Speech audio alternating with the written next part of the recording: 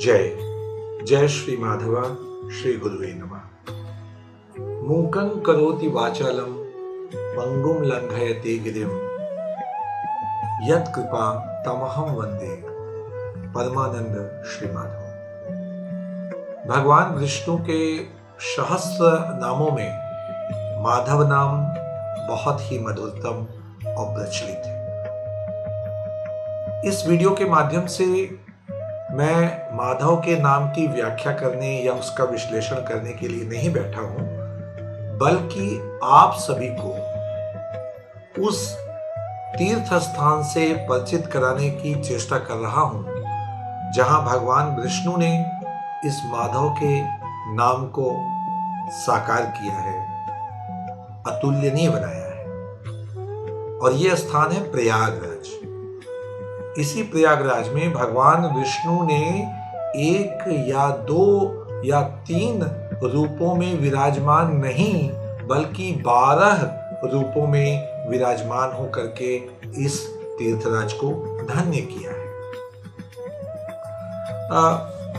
थोड़ी कोशिश के दौरान ये चेष्टा की गई कि मैं विभिन्न तथ्यों के आधार पर आपको माधव 12 माधव यानी 12 माधव के विषय में बताऊं, और इसी क्रम में मैं धीरे धीरे प्रत्येक माधव के बारे में वीडियो के द्वारा, चित्रों के द्वारा आपके सामने आता रहूंगा। तो यह जो वीडियो आप देख रहे हैं, ये पूरी तरह से माधव और 12 माधव, प्रयागराज के 12 माधव पर आधारित है।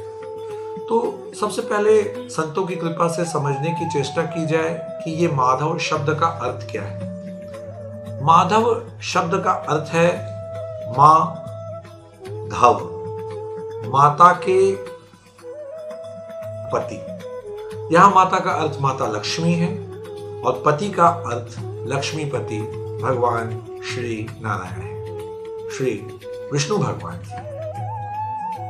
नरसिंह पुराण में इस शब्द की बड़ी महिमा कही गई। ओम माधवो माधवो वाची, माधवो माधवो हृदय, अस्मरन्ति माधवे सर्वः सर्वकार्येषु माधवम्। अर्थात अपने होठों पर माधव का शब्द रखो, अपने हृदय में माधव का स्मरण करो, तुम्हारे समस्त दैहिक दैविक भौतिक कार्य माधव की कृपा से पूर्ण होंगे। वीडियो या इलेक्ट्रॉनिक माध्यम आप सभी तक पहुंचने का आज एक सशक्त माध्यम बन चुका है, और इसी सशक्त माध्यम का उपयोग मैं कर रहा हूं। परमात्मा, संत, गुरु इसमें हमारी सहायता करें, यही आशा है। मैं ये जरूर बता देना चाहता हूं कि मेरे वीडियो बनाने का उद्देश्य किसी भी प्रकार से राजनैतिक या व्यावसायिक नहीं है।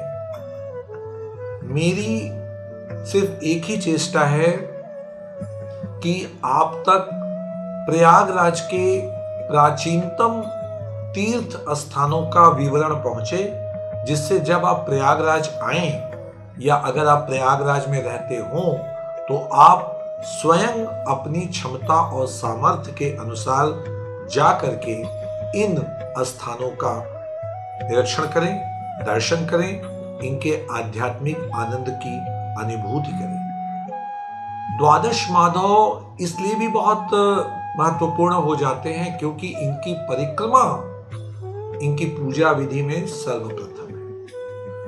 प्रत्येक माधव के स्थान पर जाकर उनकी प्रदक्षिणा करना, और मैंने तो कई संतों से सुना है कि संसार की प्रथम प्रदक्षिणा 12 माधव की प्रदक्षिणा है, और संसार की प्रथम प्रदक्षिणा इस संसार के रचयिता ब्रह्मा जी ने श्री माधव की थी।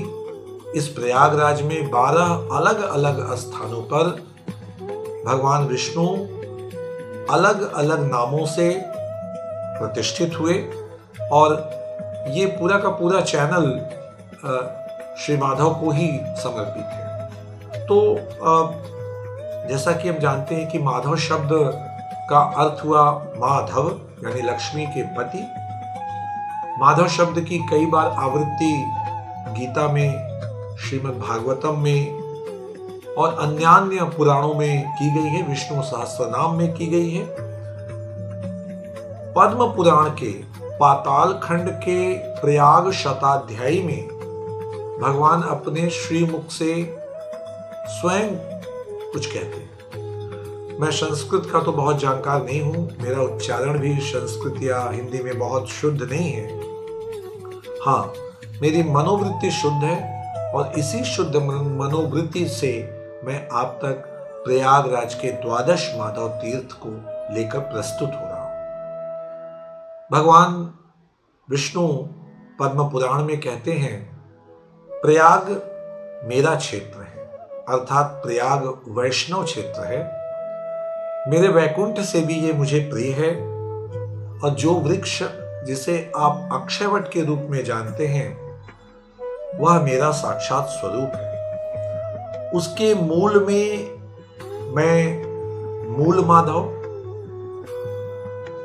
उसके मध्य में मैं त्रिवेणी माधव और उसके पत्तों में मैं अक्षय माधव के रूप से विराजमान हूं।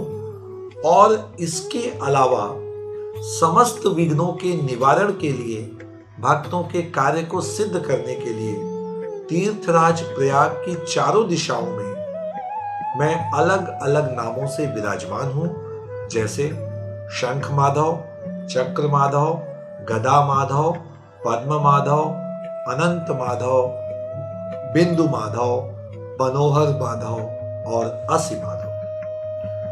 संकष्टहर माधव के रूप में मैं सभी भक्तों का कष्ट हरण करता हूं। बंधुओं, मैं जिस पूरी बात को, पूरी जानकारी को जिस आधार पर आपके साथ साझा कर रहा हूं, ये विभिन्न ग्रंथों से ली गई हैं और ये सारे ग्रंथ मेरे सामने मैंने रखे हैं। और इस वीडियो के अंत में उन ग्रंथों के नाम भी मैं आपको स्क्रीन पर लिखूंगा, तो आप उन ग्रंथों का स्वयं अध्ययन करें और उन चीजों को जानने की चेष्टा करें।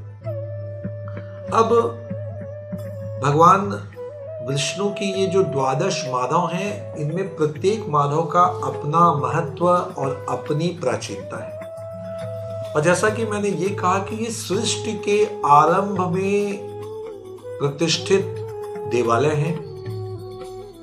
प्रकृति का नियम है परिवर्तन, और इस परिवर्तन के कारण प्रकृति की बहुत सारी व्यवस्थाओं में बहुत सारे बदलाव हो चुके हैं। देवालय बदल सकते हैं, देवालय ध्वंस हो सकते हैं, विग्रह नष्ट हो सकते हैं, लेकिन स्थान या उसकी ऊर्जा चैतन्य होती है, सदैव बनी होती है। विज्ञान का यह नियम है, विज्ञान ने इसको प्रमाणित किया है। और मैं बार बार बीच बीच में एक ही चीज को आपसे कहता हूं, एक ही बात का आग्रह आपसे करता हूं कि आप स्वयं इन द्वादश माधवों के स्थान पर जाकर आध्यात्मिक अनुभूति को स्वयं प्राप्त करने की चेष्टा करें। सिर्फ वीडियो देखना पर्याप्त नहीं, वीडियो के माध्यम से, चित्रों के माध्यम से, वाचन के माध्यम से मैं आप तक सिर्फ सूचनाओं को पहुंचा रहा हूं। इसको समझिएगा, जुड़े रहिएगा। तो मैं थोड़ा सा और इसके ऊपर आपसे वार्तालाप करूंगा, क्योंकि मैंने कुछ ऐतिहासिक शोध भी किए हैं। आज मेरे पास एक परमात्मा की कृपा से, समाज के सहयोग से एक ऐसा संकलन या संग्रह हो चुका है जहां मैं पौराणिक, आध्यात्मिक, ऐतिहासिक और प्रागैतिहासिक तथ्यों को आपके समक्ष रख करके यह निश्चित करने की चेष्टा करूंगा या प्रमाणित करने की चेष्टा कर रहा हूं कि ये द्वादश माधव सिर्फ प्रयाग ही नहीं, इस ब्रह्मांड में यदि पृथ्वी का निर्माण हुआ उस समय से ये द्वादश माधव प्राचीनतम तीर्थ है। कितने संयोग की बात है कि भगवान विष्णु एक ही स्थान पर 12 रूपों में श्री माधवों के रूप में विराजमान है। हम द्वादश ज्योतिर्लिंग के दर्शन करते हैं, 51 शक्ति पीठों के दर्शन करते हैं, लेकिन प्रयागराज वह धन्य भूमि है जहां पर 12 माधवों के रूप में भगवान विष्णु साक्षात निवास करते हैं।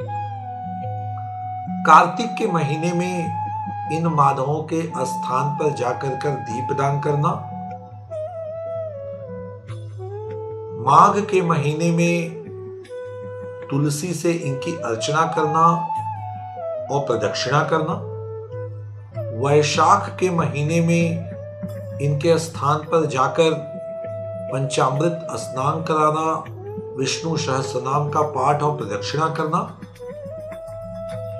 मैं विश्वास दिलाता हूं कि एक बार आप अपने जीवन में यह करिए, अध्यात्म का आनंद परमात्मा की कृपा से अवश्य आपको प्राप्त हो।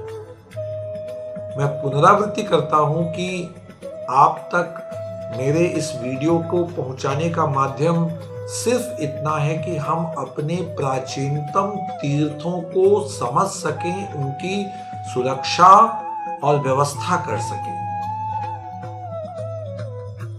मुझे कोई संकोच नहीं यह कहने में कि सरकार, प्रशासन इन माधवों के प्रति संपूर्ण रूप से उदासीन है। स्थानीय निवासियों को भी इन माधवों के महत्व से कोई मतलब नहीं। अगर ये सब कुछ सही होता तो शायद किसी वीडियो या किसी माध्यम से मेरी पीड़ा आप तक नहीं पहुंचती।